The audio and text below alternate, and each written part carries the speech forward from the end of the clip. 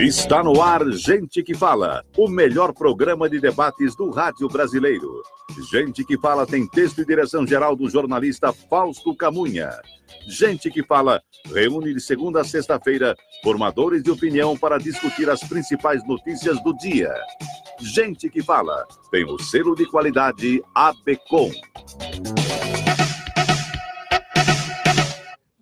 Olá, ouvinte do programa Gente que Fala, boa tarde, meio-dia em ponto, seja bem-vindo, eu sou o Mauro Frisman, nós estamos no ar na Rádio Trianon AM 740 de São Paulo e Rádio Universal AM 810 de Santos. Você nos assiste, nos vê pelas imagens das câmeras aqui no estúdio da Rádio Trianon, pelas redes sociais, tanto no Instagram quanto no Facebook. Eu te convido para curtir as nossas páginas, ouvir os nossos podcasts no Spotify e acessar o nosso blog, o gentequefala.com.br. Participe fazendo perguntas aos convidados, 3289-3580 e 50525555 são os nossos números, já estão abertos os telefones para suas perguntas. Hoje é quinta-feira, de praxe, mais uma edição do Gente do MPD que Fala, é uma parceria nossa com o movimento do Ministério Público Democrático e o apoio do Instituto Ética Saúde. Os participantes de hoje são os seguintes, você nos vê aqui pelas imagens, à esquerda, o Procurador de Justiça, José Ricardo Vieira de Freitas, associado ao MPD, Movimento do Ministério Público Democrático. Procurador, seja bem-vindo mais uma vez. Muito obrigado, boa tarde, Mauro, boa tarde aos outros participantes e aos ouvintes. Vamos lá. Com a gente também aqui à minha esquerda, você vê a jornalista Priscila Franklin Martins, ela é diretora executiva da Abramed. Priscila, bem-vinda. Obrigada, Mauro. Bem-vindo a todos, bem-vindo ouvintes, obrigada pelo convite, um prazer estar aqui com vocês. O prazer é todo nosso, Priscila. Também com a gente, agora aqui à minha direita, a Neive Ajusta, jornalista, influenciadora digital, seja bem-vinda mais uma vez ao Gente que Fala. Muito obrigada, Mauro, bem-vindo a todos. Olá, ouvintes, é um prazer sempre estar por aqui. E fechando aqui a nossa bancada, o professor Gonçalo Vecina Neto, da Faculdade de Saúde Pública da USP, criador da Agência Nacional de Vigilância Sanitária. Mais uma vez, Gonçalo, seja bem-vindo. Muito obrigado e todos bem-vindos, os nossos ouvintes também, que participem fazendo perguntas. Então vamos lá, que os nossos temas hoje são espinhosos. Primeiro tema, o relator do processo que discute o repasse de dados bancários sigilosos de órgãos de controle para o Ministério Público, o presidente do Supremo Tribunal Federal, Dias Toffoli, buscou descolar o debate de ontem do caso do senador Flávio Bolsonaro, investigado pelo Ministério Público do Rio, pela prática conhecida como rachadinha. O procurador-geral Augusto Aras defendeu o sistema vigente de repasse de informações para o Ministério Público, adotado em 184 países. Mas Toffoli considera necessário impor limites ao repasse de informações sigilosas. Bom, gente, os dados da Receita Federal, segundo o voto do ministro Dias Toffoli, podem ser compartilhados na íntegra só com autorização judicial, se forem dados detalhados, né? E os dados do COAF sem limitação ao compartilhamento com os órgãos de investigação. Procurador José Ricardo, o que dá para a gente entender do voto de 4 horas do ministro Dias Toffoli? É um pouco complicado mesmo, e eu diria assim, que, antes de mais nada, que na realidade, como é o julgamento de uma ação que tem repercussão geral, e portanto, as regras ali instituídas vão valer para todo o território nacional, me parece que o ministro quer criar vamos dizer assim, uma forma de compartilhamento muito rígido, muito estreito e que realmente dificulta a ação de quem investiga. Por um princípio democrático, é uma obrigação de quem processa, quem acusa, comprovar a culpa. A pessoa se defende simplesmente, se quiser, nem fala nada, né? Porque quem tem que provar é o Ministério Público, no caso, ação penal pública. Como disse o Procurador-Geral da República, quase todos os países, a partir do momento em que se tornou urgente e necessária a necessidade de coibir o crime organizado, a evasão de divisas, embora isso não seja para todos os países, mas, enfim, principalmente o crime organizado, o tráfico internacional, criou um sistema em que vários órgãos trocam informações entre si, para poder viabilizar, não é, o combate a esses crimes. Pois bem, o COAF foi instituído, e agora é o IFE, né? Eles foram instituídos basicamente para isso. A Receita Federal, já há muito tempo, o STF tem entendido que realmente não se só buscando a decisão judicial é que o Ministério Público pode ter acesso, embora exista lei dizendo diferente. Mas o STF tem julgado assim, interpretando a Constituição. Agora, o fato principal é o seguinte, eu penso que tem 2 pontos a ser colocados. Uma questão, eu até concordo com o ministro, não há como não concordar, mesmo parece limitante, mas não é que essas informações venham em um procedimento instaurado ou a ser instaurado, e que seja assim, de conhecimento do judiciário. Eu não vejo por que não ser assim. Obviamente, tem que se dar um tempo, mas eu acho que toda investigação tem que ter fundamento. Porque não se pode investigar pessoas, tem que se investigar fatos. Investigar pessoas pode levar a vamos dizer assim, ter um intuito político ou um intuito de vendetta mesmo, né? Então, vamos investigar fatos.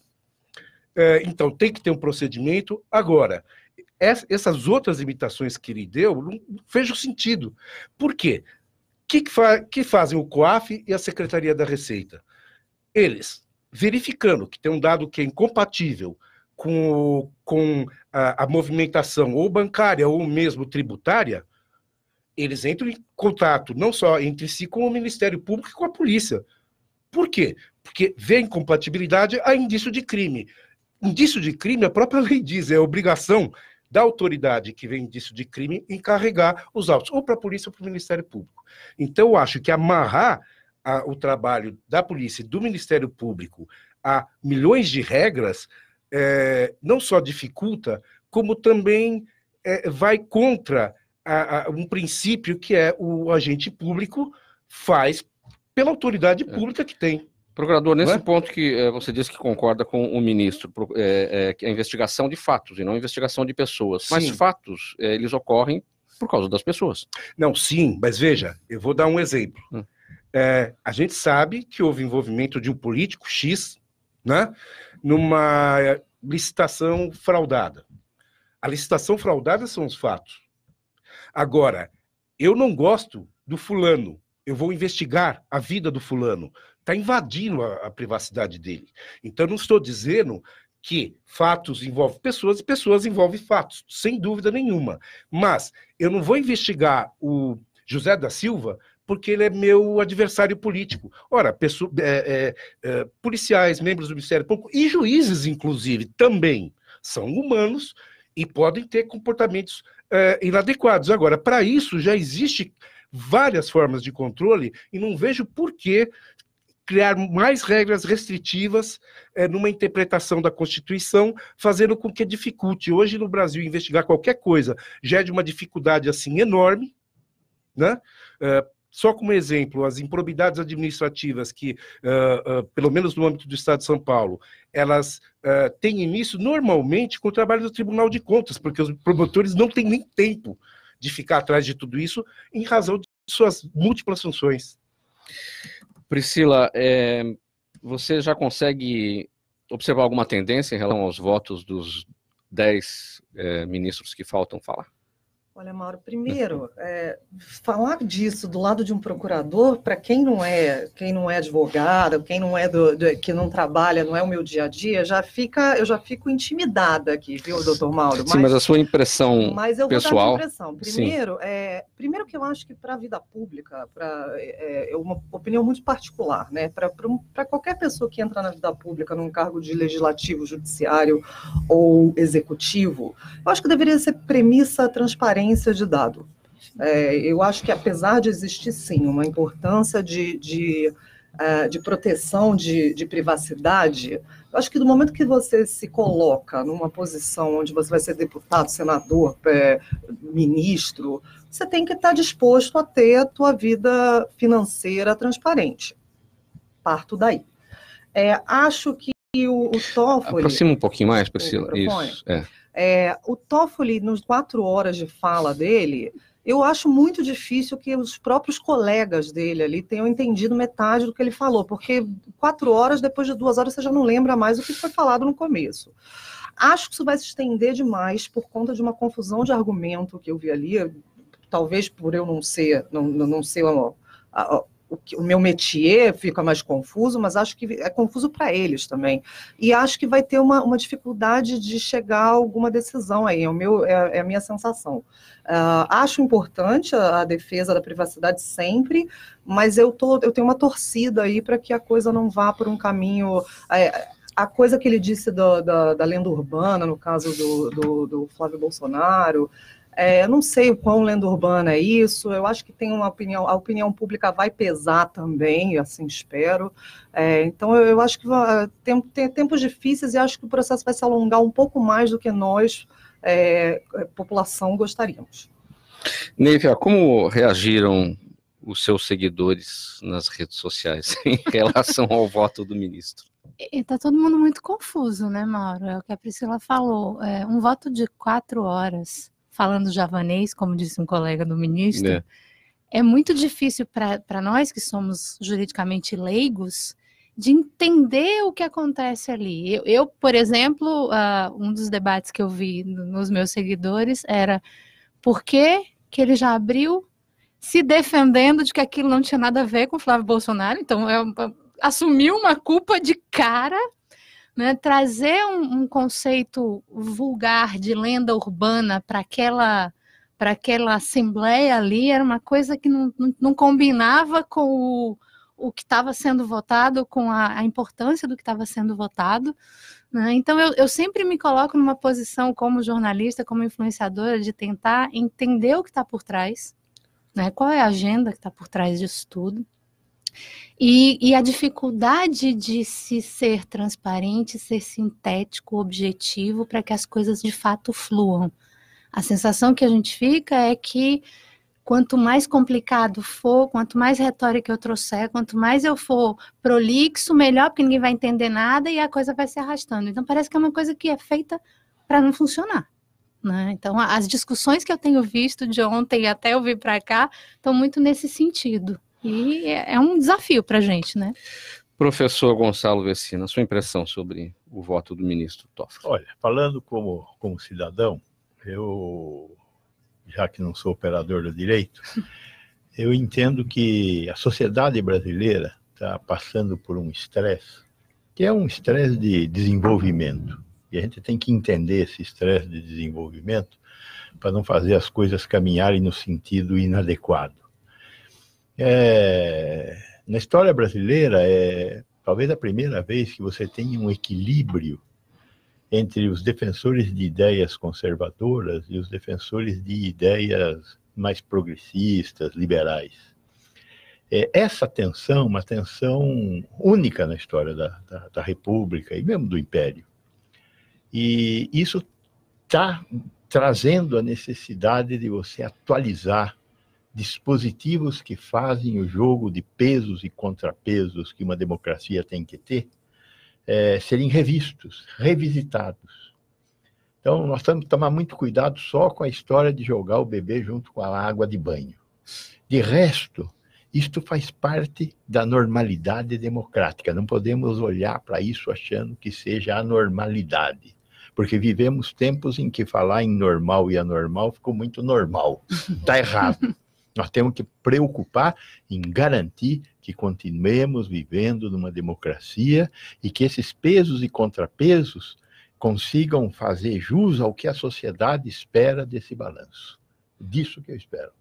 Então, eu acho que essa discussão é normal e dela deverá vir um ordenamento jurídico melhor para que a gente tenha uma democracia melhor, levando em conta, inclusive, a voz que vem das ruas. Procurador Zé Ricardo, para a gente finalizar esse tópico, até porque você é o único operador do direito aqui na mesa, a sua impressão sobre o que deve acontecer em relação ao voto dos 10 ministros. Eu acredito que alguma limitação vai ocorrer, mas uma limitação bem mais restrita do que aquela que é proposta pelo relator, pelo ministro Dias Toffoli, porque já, inclusive, algumas restrições já existem, né? Já vem sendo colocadas pelo Supremo Tribunal Federal. Por exemplo, a questão dos dados tributários. Já existe há muito tempo essa restrição de precisar. Como eu disse, a lei diz diferente, mas já foi interpretado pelo STF que, para ter acesso a toda a declaração de imposto e todos os dados fiscais de uma pessoa ou de uma empresa, há necessidade de decisão judicial. Então, algumas coisas vão ser colocadas.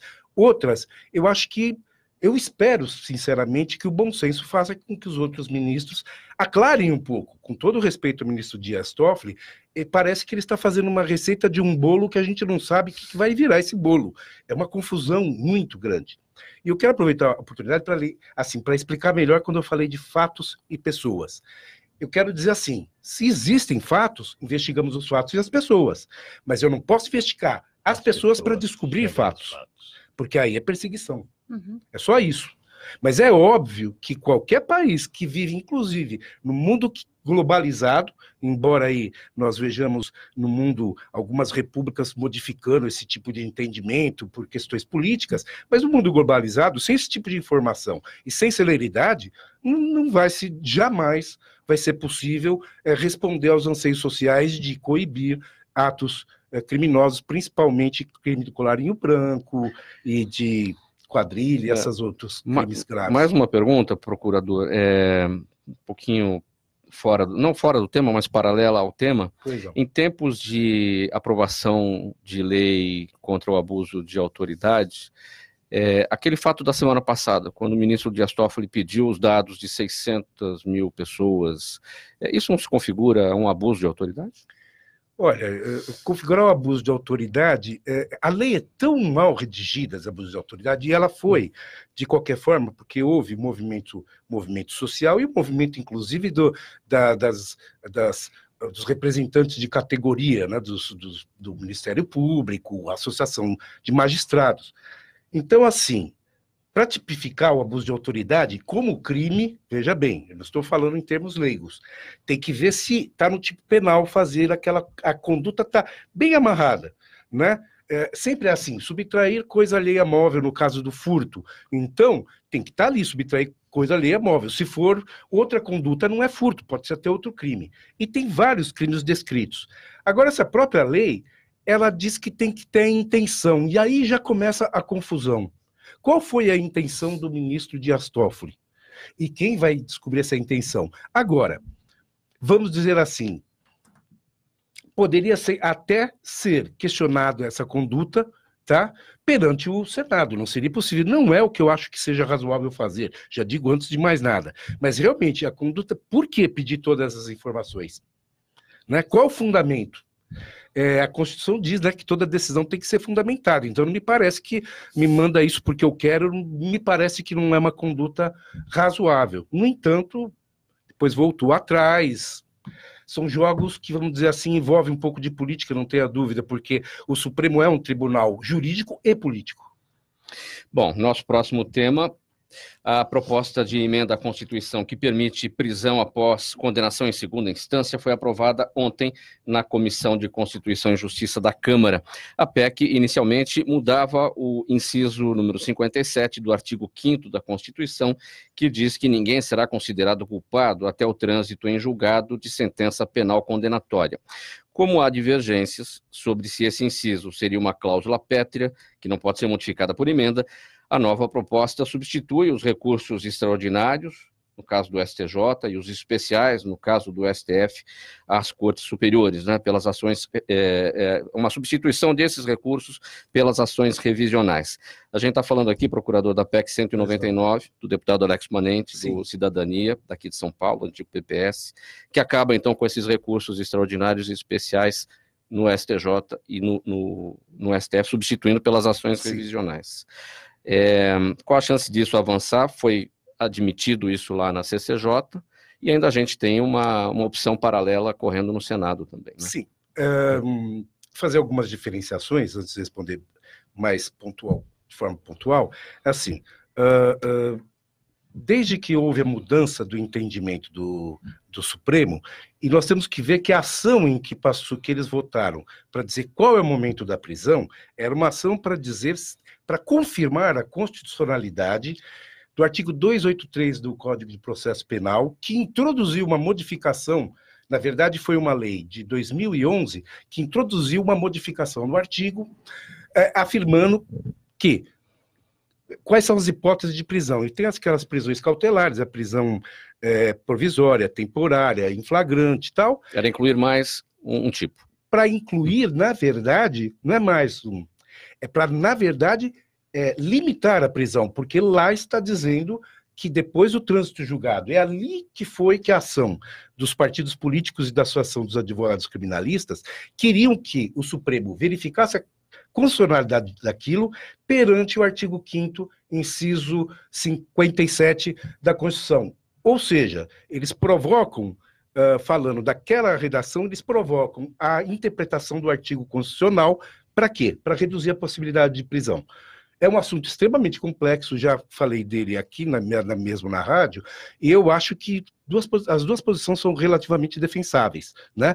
Embora a posição que se defendeu vamos dizer que é uma interpretação mais estrita do direito de da amplitude, da estrita da Constituição e da amplitude do direito de a alteração do Código do Processo Penal. Exato. Sim, tudo bem. Aí, por isso é que vem a confusão agora de como alterar isso, porque dizem os parlamentares que estão buscando a modificação, que eles estão aí de acordo com as vozes da rua, com uma expressiva maioria da sociedade brasileira que tem que fazer uma justiça penal mais efetiva e que dê uma resposta mais imediata e mais, né, contemporânea ao ato praticado. Muito bem.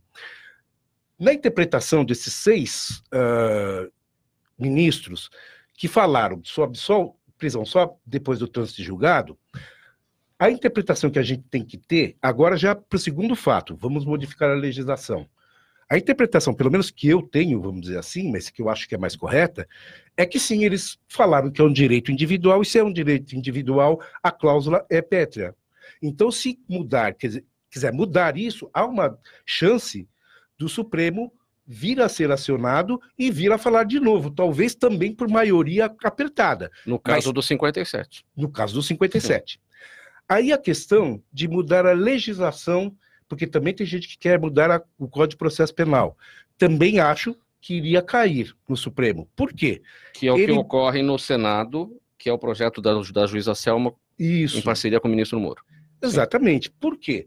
Você retira aquele dispositivo que limita a prisão já definitiva, de execução da pena, você retira do Código de Processo esses 6 juízes que julgaram que a prisão só pode ser em função do artigo 5º 57, só pode ser depois do trânsito julgado, e eles vão falar a mesma coisa. Por isso é que há essa terceira via, que é de buscar modificar a própria Constituição, que eu particularmente acho que não cola. Eu não estou dizendo nem qual é a minha opinião de quando deve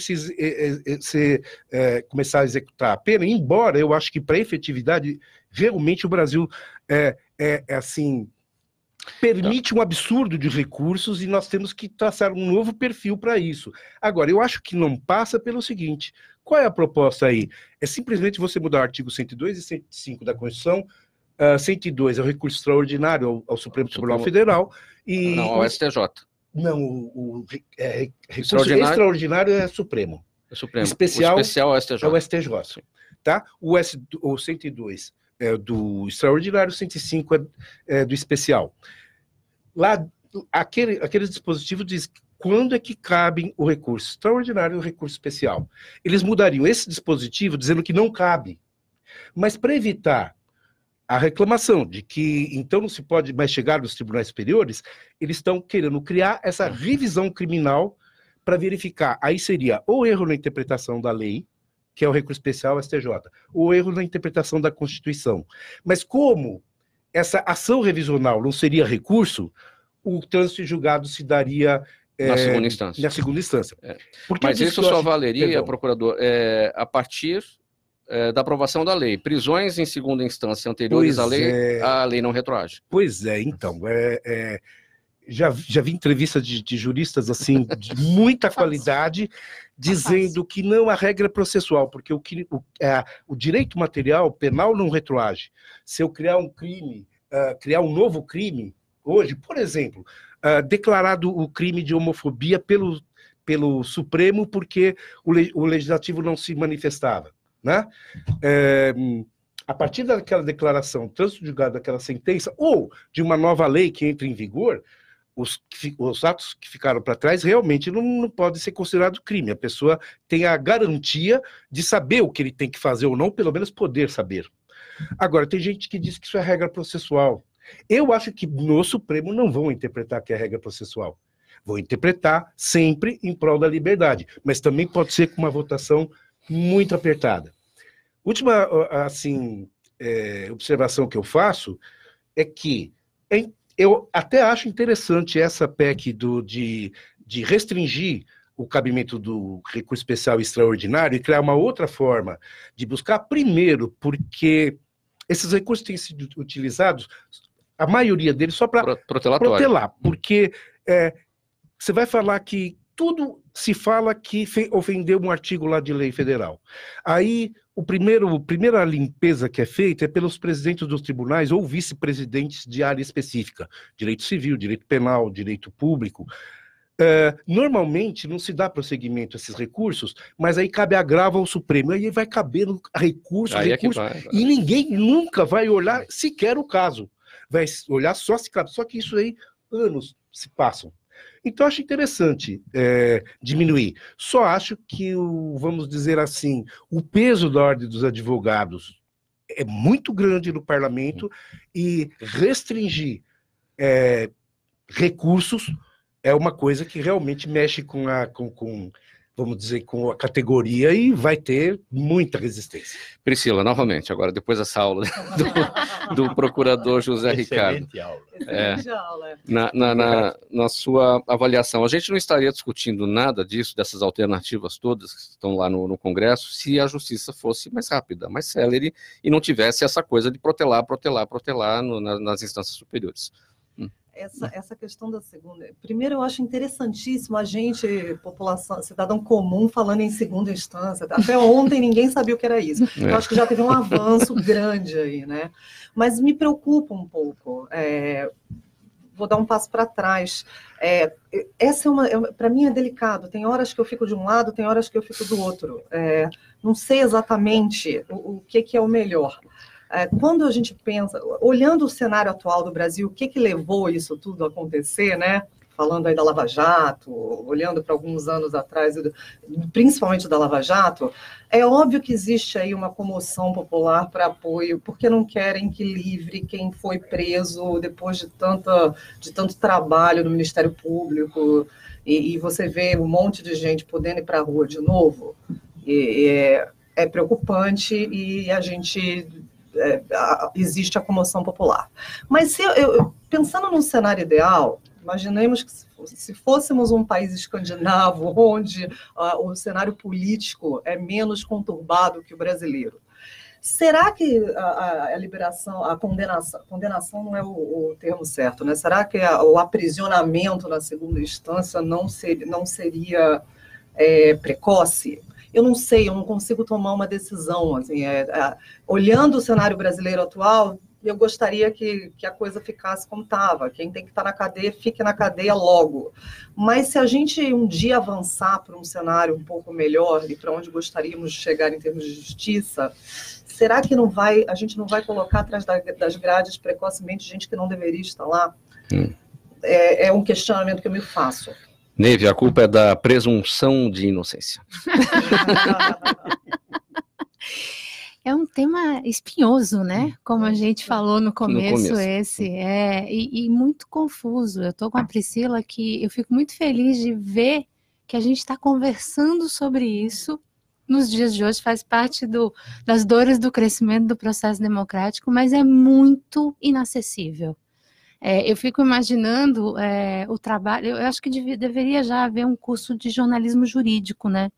Porque com o nosso trabalho para entender isso, essa complexidade, e traduzir isso de uma maneira que a população entenda... Noções do direito nós sempre tivemos que ter, né? Mas não nesse nível de complexidade, chegou né? a um ponto... Tá ficando muito difícil, e como os nossos agentes jurídicos não ajudam, né? Não simplificam, fica mais difícil ainda, porque a gente acaba se perdendo nesse discurso que é muito corporativista também, né? A gente tem urgências enormes nesse país, em outras áreas, e a gente está desviando nosso foco para uma questão necessária, complexa, mas aí está deixando todo o resto correr solto, né? Eu acho que a gente precisa também equilibrar um pouco o debate político e não ficar focado só numa questão. E um curso de javanês também. E um curso de javanês seria muito útil. Eu acho que um dos sinais da nossa incivilidade é a forma como a justiça atinge o cidadão, né? É óbvio que quem chega até o Supremo é quem tem dinheiro para chegar até o Supremo, né? O negro, o pobre, esse não passa do Tribunal de Justiça, e se não tivesse o Tribunal de Justiça, não passaria de nada, né?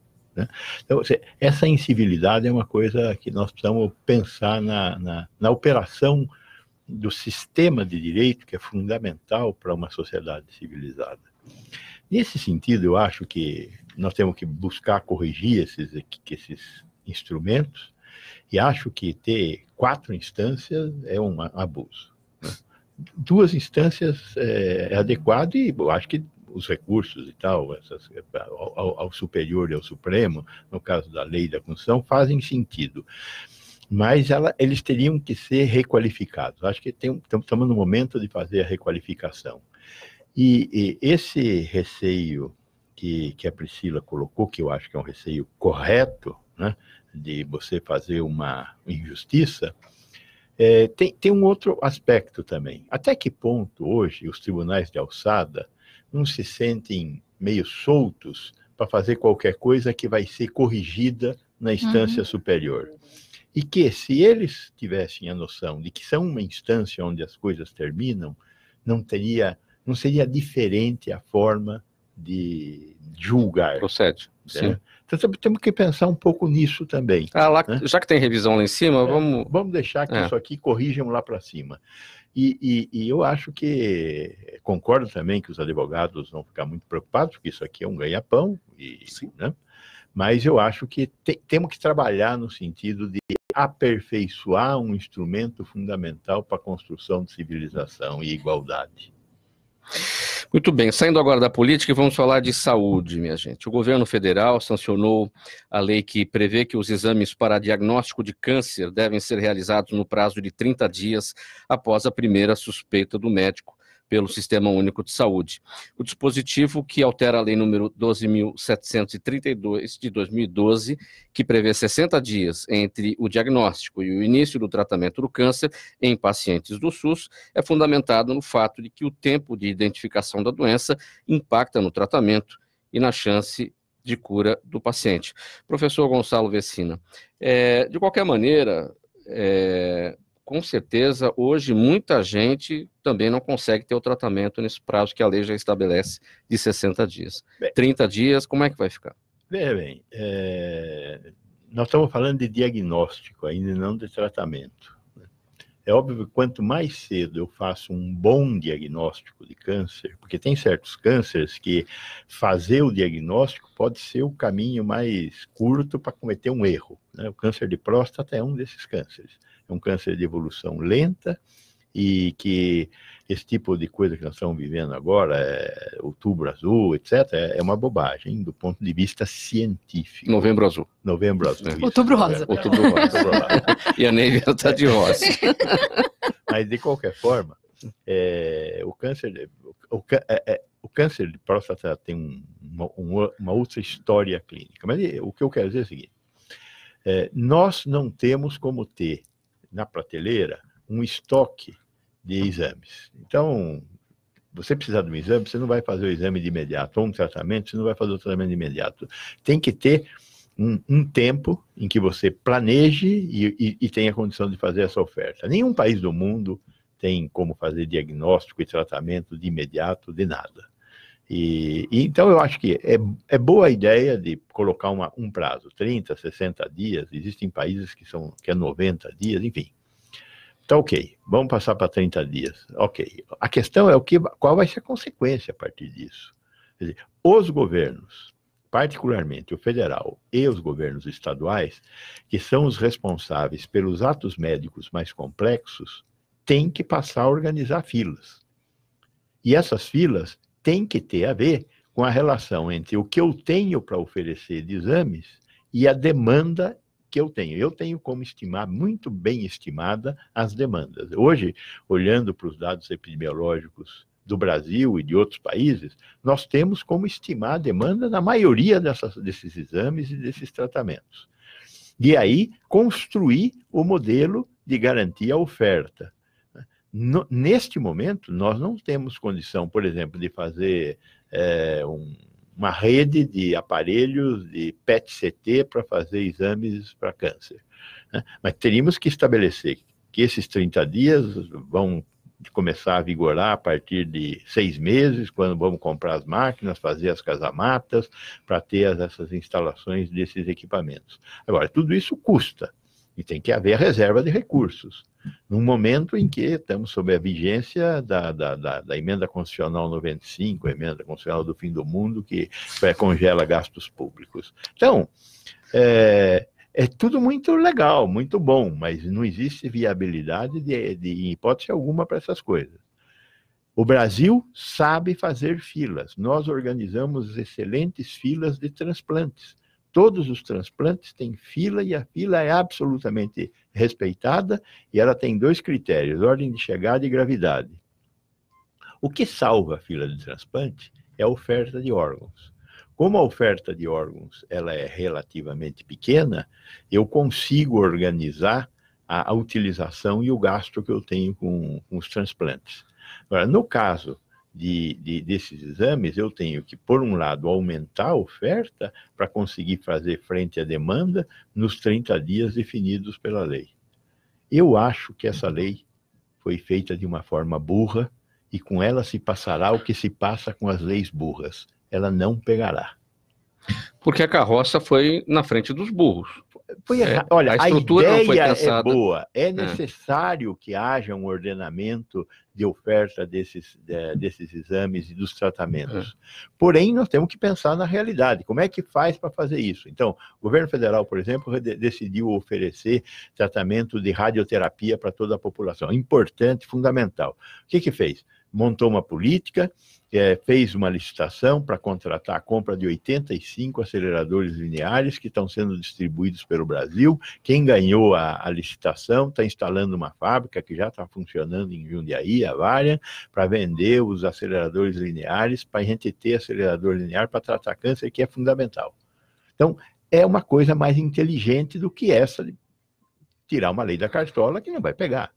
Porque não tem como. Professor, em 2013, 50,3% dos pacientes diagnosticados com câncer receberam tratamento em até 60 dias. O percentual que passou para 61,6% no ano passado, e neste ano está em 83,1%. Por isso a ideia é boa, mas falta a estrutura. A ideia é importante. Nós temos que exigir da administração pública que ela faça o que ela deve fazer, né? Não esperar que o judiciário venha judicializar, que é o que nós estamos vivendo hoje. Está errado. A judicialização leva a um gasto inadequado de recursos. Tem que olhar o artigo 196, já que estamos aqui falando de lei, tem que olhar o artigo 196 da Constituição que fala: é direito do cidadão e dever do Estado. Aí tem uma vírgula, e aí continua: através de políticas públicas. Então, o que nós temos que garantir? Que existam políticas públicas. Não adianta ter lei se não tiver política pública. E a política pública tem um começo, meio e fim. E o meio é financiamento. O fim é verificação pela sociedade. E o começo é a disposição da vontade, que tem que ser levada a efeito pelo Executivo. Então, eu acho que tem tudo a ver, tem que ter mas não vai, essa do jeito que foi aprovada não vai dar certo. Outro tema. A Confederação Nacional dos Trabalhadores Metalúrgicos ajuizou uma arguição no Supremo Tribunal Federal nesta terça-feira para confirmar a constitucionalidade da Lei Municipal de 2007, que instituiu o feriado do Dia da Consciência Negra em São Paulo. A intenção é que o Supremo Tribunal Federal encerre o debate sobre a competência municipal para instituir feriados de natureza cívica com alta significação para os diferentes segmentos étnicos nacionais. O Dia Nacional da Consciência Negra é feriado em 832 dos 5.570 municípios do país. Neiva, essa é uma discussão antiga desde 2007. O município tem essa competência para instituir feriados, mas não este de natureza cívica com alta significação para diferentes segmentos étnicos. Qual a sua avaliação?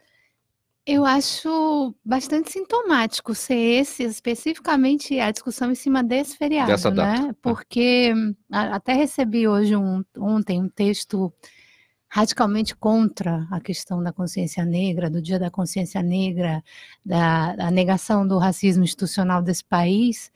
E primeiro me chama muita atenção que esse debate esteja no STF, não é? Será que tem que ir até lá mesmo? Segundo, enquanto nós não admitirmos que somos um país racista, enquanto a gente tiver preconceito de admitir que é racista, a gente não vai mudar isso, não vai evoluir. Então, para mim, esse feriado especificamente deveria ser feriado no Brasil inteiro, para que a gente traga essa discussão à tona, e que a gente possa entender quais são os mecanismos para que a gente consiga refletir a população brasileira de uma maneira mais democrática, mais inclusiva, mais justa. Afinal de contas, 54% da população brasileira é composta de pessoas que se declaram pretas ou pardas.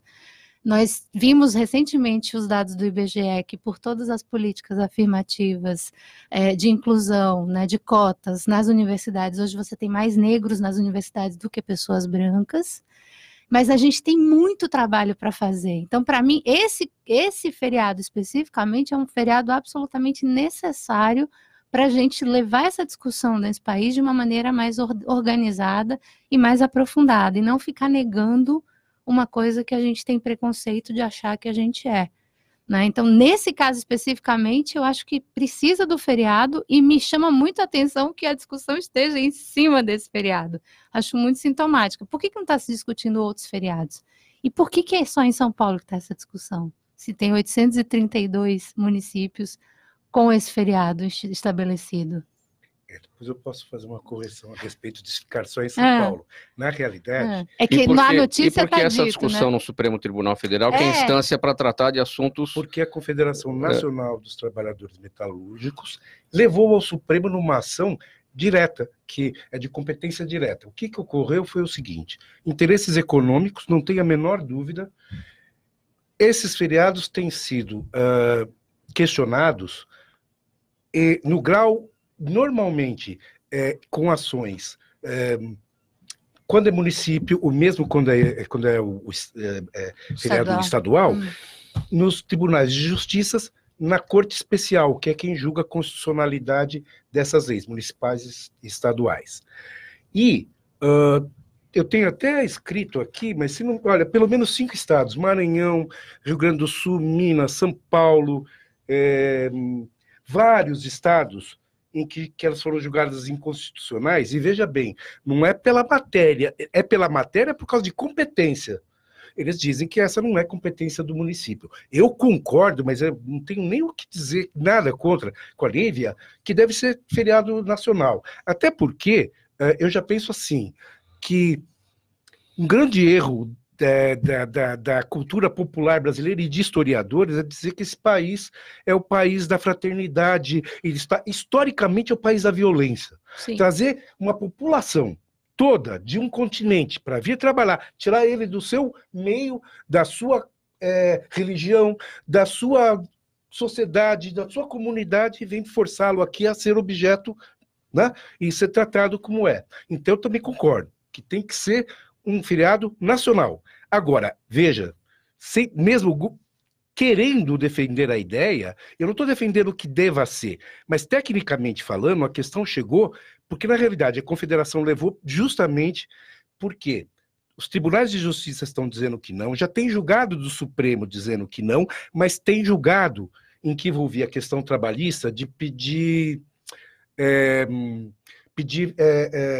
pagamento de adicional, pagamento de hora extra. Por quê?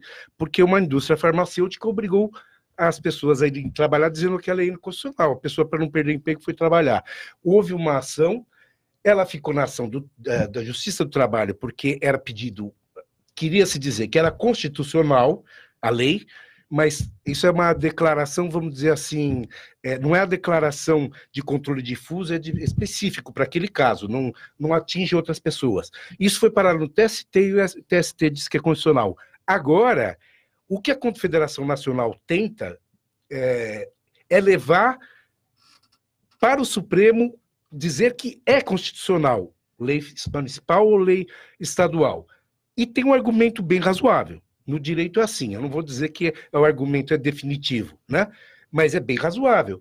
Agora, saber o que o Supremo vai fazer é um pouco difícil de dizer, porque os julgamentos que já existiram têm em relação a São Paulo, já ao Rio Grande do Sul, mas mais propriamente uma legislação municipal de Porto Alegre, uma legislação estadual do Mato Grosso do Sul. O Supremo tem mantido o entendimento que é inconstitucional, porque seria competência da União, conforme o artigo 22, inciso 1º da Constituição Federal.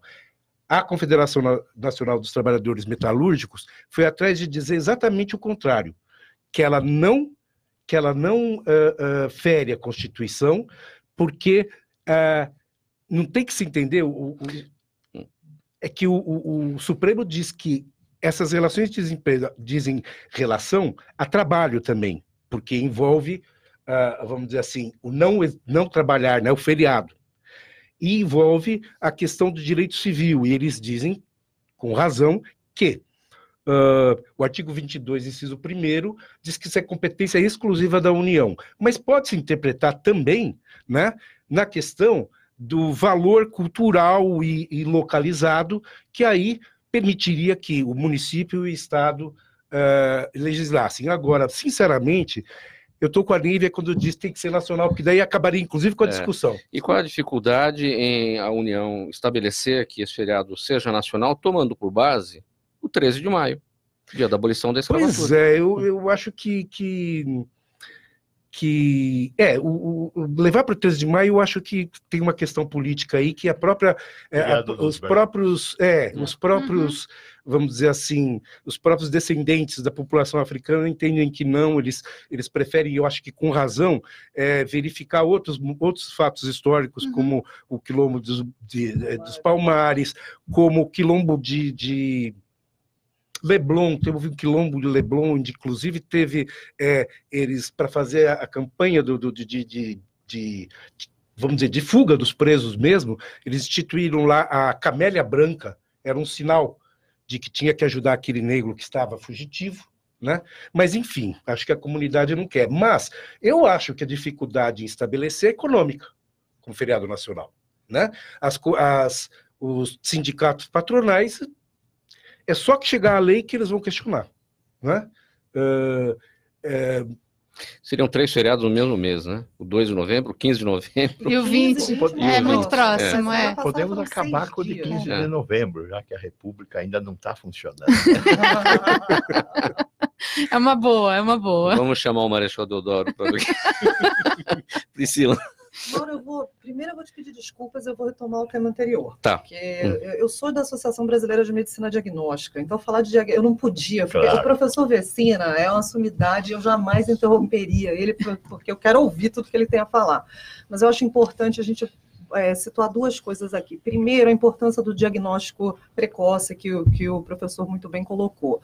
Só para vocês terem ideia em número, tá? A importância do diagnóstico precoce, no Brasil, a gente tem mais de quase 54% dos cânceres de mama, que que é um câncer de grande incidência, Isso é importante. que são diagnosticados em fase de estadiamento 3 e 4. Estadiamento nada mais é do que fase do câncer. Então, você começa do 1, 2, 3, 4. Daquela fase que tem menos risco até a fase que tem mais risco. Os Estados Unidos, que é um país que prega pela prevenção, esse número é de 7%. O que significa? Tem mais gente morrendo no Brasil porque diagnosticam câncer tardiamente do que em países que olham para diagnóstico como prevenção. Então, vamos esquecer um pouco essa coisa de diagnóstico é só para tratamento. Diagnóstico é prevenção. Isso engloba a saúde da população, você vai viver mais, você vai viver com melhor qualidade de vida se você diagnosticar uma doença na hora certa, e diagnosticar uma doença na hora certa significa diagnosticar o quanto antes. O custo disso, tanto para o sistema público quanto para o sistema privado, é muito menor, porque você vai ter um tratamento menor e com medicamentos, toda a parte do tratamento, o custeio disso vai ser muito mais barato, o financiamento disso vai ser muito menor. E o mais importante é a saúde do paciente, né? No Brasil, a gente não fala em saúde, a gente fala em doença, né? Então, vamos lembrar isso. Uma outra coisa que eu acho importante, olhando aqui para o SUS, né, para essa lei, o Brasil é um país de dimensão continental. A gente não tem a estrutura de São Paulo no Brasil inteiro. Então, quando você olha para 30 dias, vamos pensar naquela pessoa que mora no Amapá. Será que ela vai conseguir acesso ao diagnóstico em 30 dias? Isso é uma realidade no país. A gente não é toda a população de 214 milhões de brasileiros não vivem na Avenida Paulista, que é a maior concentração de hospitais e equipamentos de diagnóstico. Aqui você tem a maior concentração de ressonâncias magnéticas, de tomografias, enfim, de exames laboratoriais de alta complexidade.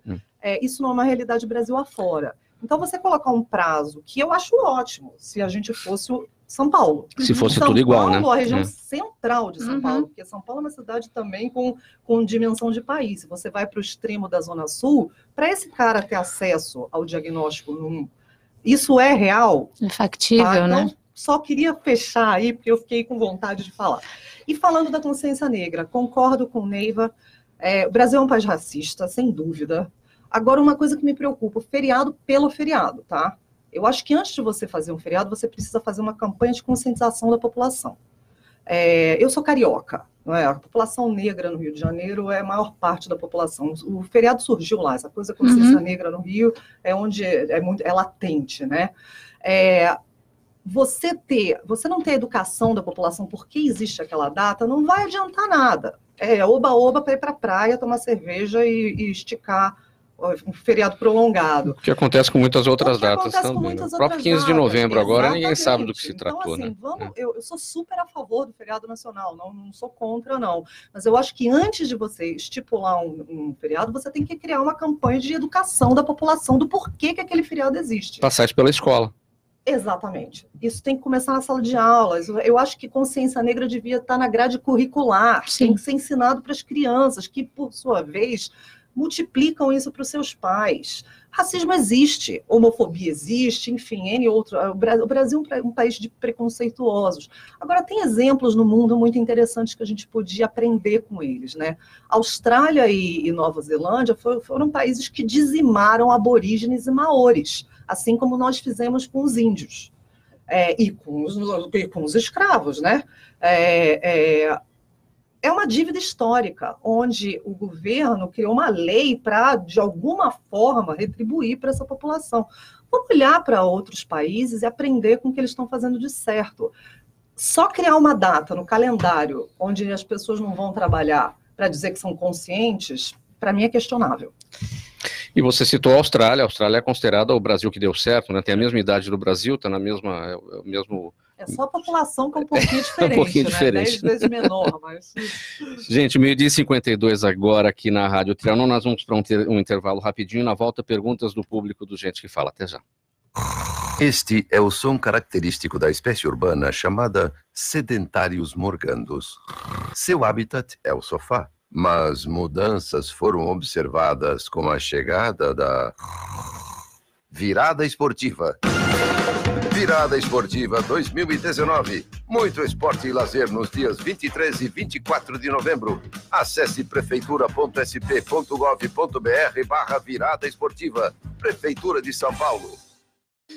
De volta aqui na Rádio Trianon AM 740 e também pela Universal AM 810 de Santos, o programa Gente que Fala, agora com perguntas do nosso público. O procurador José Ricardo, o Jaime do Jardim Bonfilholi pergunta para o procurador José Ricardo se o senhor saberia dizer quantos procuradores, promotores e delegados acessaram os dados do COAF e da Receita sem o aval da Justiça? Não saberia dizer esse número. Na verdade, esse tipo de questão começou a partir da Operação Lava Jato. Eu não gosto de ficar situando ou ligar alguma coisa jurídica a casos específicos, mas, na verdade, isso surgiu a partir da Operação Lava Jato. Como regra, eu falo da experiência de 30 anos trabalhando no Ministério Público, como regra, essas comunicações sempre foram feitas via judicial, tá?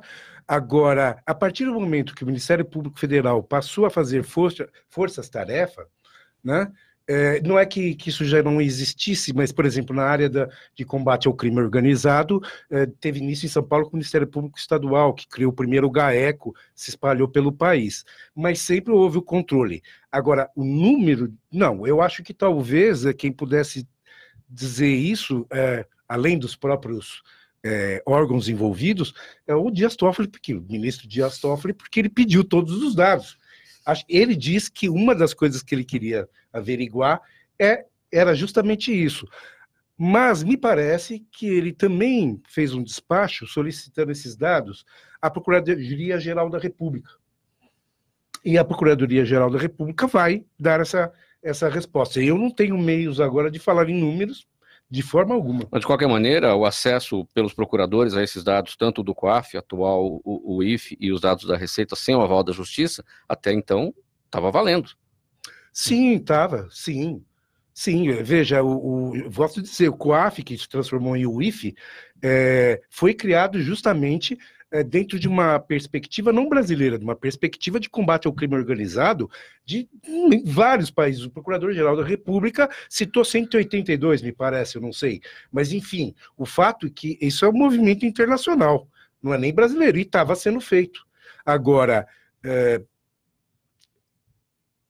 vamos dizer assim, a utilização é que talvez tenha chamado a atenção dos ministros do Supremo, até porque, pelo menos dentro do informal, se disse que até a vida deles foi pesquisada.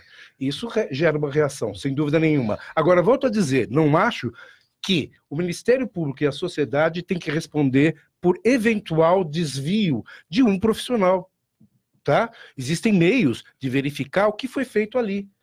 Outra questão, como na maioria dos países esses dados são trocados, e se houver abuso, existe o habeas corpus e o mandato de segurança criminal.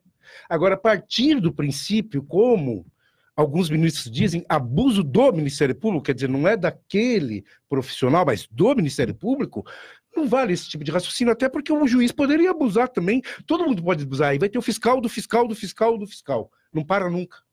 Professor Gonçalo, o Lucas de Betioga pergunta qual será o comportamento da Anvisa em relação ao uso da cannabis para fins medicinais. Veja, até onde eu estou acompanhando bastante esse assunto. Eu era presidente da comissão científica da Anvisa antes do Bolsonaro acabar com todos esses comitês nos órgãos federais, né?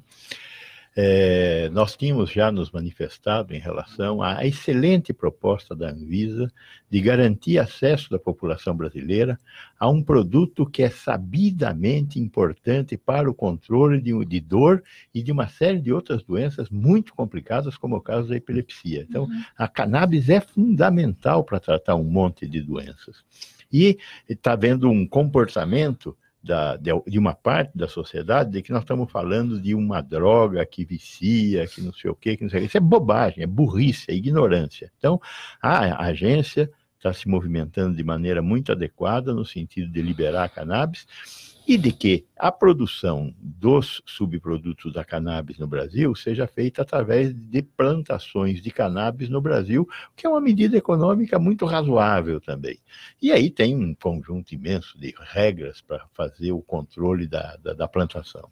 Estamos no bom caminho se não aparecer nenhum trem no fim do túnel, né?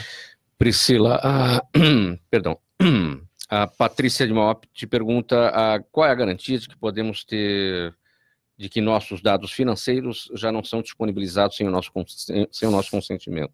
Não, nenhuma. Patrícia, nenhuma. Olha, Patrícia, tem uma lei que entra em vigência, se o Brasil continuar como está, em agosto de 2020, que o nome dela é Lei Geral de Proteção de Dados, né? Apelidada de LGPD. É uma lei que vem para proteger um pouco mais a gente, né? Agora, garantia não existe, não tem nenhuma. Não é a minha especialidade, obviamente, eu estou sendo um pouco leviana afirmando isso com tanta certeza, mas eu acho que garantias não existem. E Marcos de Pinheiros te pergunta, Nívia, se não fosse o caso do ex-presidente Lula, a campanha pela prisão após condenação em segunda instância seria tão intensa? Acho que não.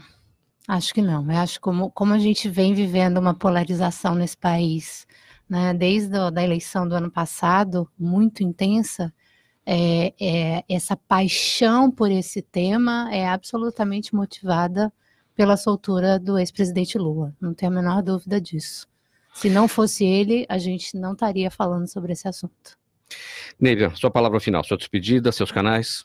Eu queria agradecer, aprendi um monte hoje, principalmente sobre o mundo jurídico, e quem quiser me seguir, é só seguir Nívia Justa no LinkedIn, ou Nívia no Instagram, no Twitter, Nívia Justa no Facebook. Professor Gonçalo Vecina, palavra final. Eu queria agradecer também a oportunidade que tive aqui de aprender com o nosso procurador, Dr. José Ricardo, e com vocês todos, e agradecer também a participação dos nossos ouvintes. Priscila, palavra final. Muitíssimo obrigada pelo convite, Mauro, um prazer estar aqui com os meus colegas, aula, né, vou aprender a falar javanês, vou começar a estudar, mas eu queria deixar um recado, né, claro. Puxando a sardinha, gente, prevenção, tá, previnam-se. Saúde é prevenção, então cuidem da saúde de vocês, do bem-estar, alimentação, ouçam seus médicos, porque saúde e qualidade de vida é o que importa. Professor José Ricardo. Eu, mais uma vez, agradeço a oportunidade de vir aqui. Também aprendi muito, inclusive questões aí da saúde, que muitas vezes a gente só tem a visão do operador do direito, porque, como disse o professor Vecina, realmente a questão está erroneamente colocada para o Poder Judiciário, né? Aprendo também com as jornalistas, porque é uma visão que completa a sociedade, é uma visão mais geral, não é? E o programa aqui dirigido pelo jornalista incrível, né? Eu agradeço. Muito obrigado pelas palavras. Minha gente, muito obrigado pela presença, pela gentileza de vocês, em nome da equipe do programa Gente que Fala. Hoje, mais uma edição do Gente do MPD que Fala, parceria nossa com o movimento do Ministério Público Democrático e o apoio do Instituto Ética Saúde.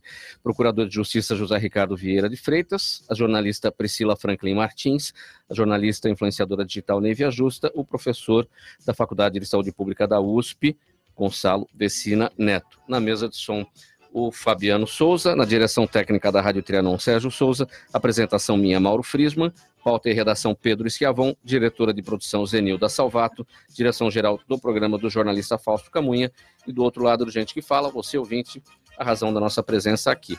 Obrigado pela audiência, tchau, até amanhã.